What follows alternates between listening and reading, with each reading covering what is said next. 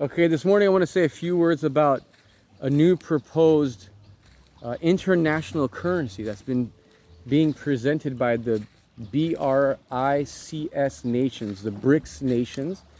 This currency is to be backed by gold to give it its true strength, and this would be a possible international currency to replace the U.S. dollar. Okay, so a few thoughts you can say about this is that yes, the US dollar is highly flawed.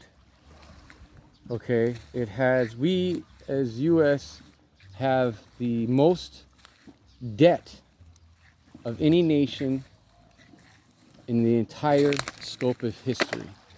Those are words that can't be overstated. And it's something that, regardless, as its own issue, needs to be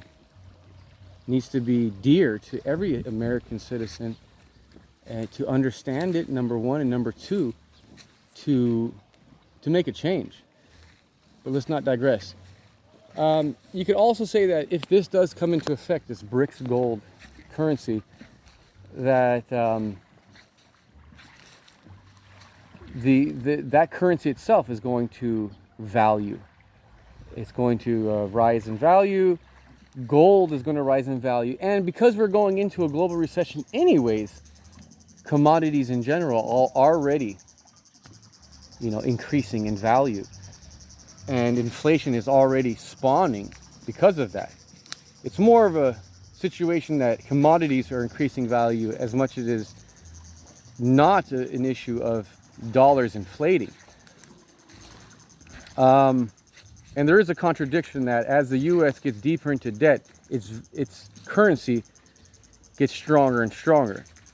That's only based on the basic circumstances that we're in. That the U.S. has all this clout, all this inertia from its glory days, from after post-World War II, which it dominated so well, and there was such an economic boom. And that it carried all the way through, and now we're the biggest debtor in the world, and we're just the incumbent reserve currency at this point. I think it's also interesting to mention that in 2007, when the U.S. Went into a major crisis, economic crisis, banking crisis, a debt crisis, that it was China who was the main country to come to our rescue and to buy our money and to give us all the funds that we needed to do our big bailout. I think that's something that should be in the minds of mainly Americans, to be appreciative of that. I think it was the wrong choice to have been made back in 2007, that the politicians and the bankers were able to take taxpayers' dollars, bail themselves out, and to continue running criminal businesses that are inefficient and that are not allowed to fail. That's absolutely, appalling. But on top of it, it was China who bailed us out. And then on top of that, we have so much political posturing up until today, in these last 10 years, that's anti-China, when they were the ones that rescued our asses.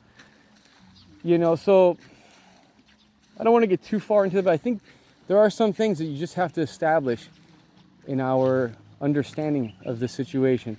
Of course, you have to mention in this conversation that Russia, the second largest of the BRICS nations, is a belligerent nation in an active, bloody, criminal war that they are staging, and for them to be the heralders of a global parsimonious solution economically is laughable.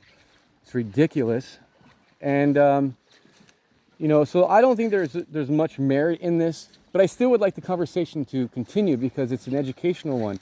And if we can glean understanding, this will help no matter what. You know, these are all still issues that need to be addressed regardless. So I'm just hoping that viewers out there express themselves in the comments. I would like to know what people think is going to happen. What are your predictions? What do you think if this does come into effect, this BRICS gold currency? What will happen to gold? What will happen to the BRICS currency itself?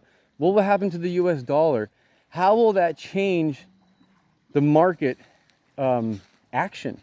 And what can we possibly foresee in this next, let's say the next 10-year future for us?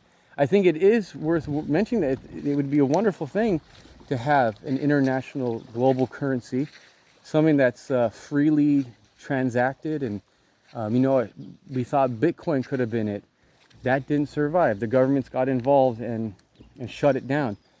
But I think it's a beautiful idea as far as just the idea itself of a global currency that's not taxed and restricted and blocked and manipulated, et cetera, et cetera.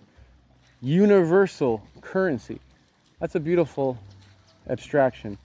Okay, I leave it to you guys now, and let's keep the conversation rolling. Cheers.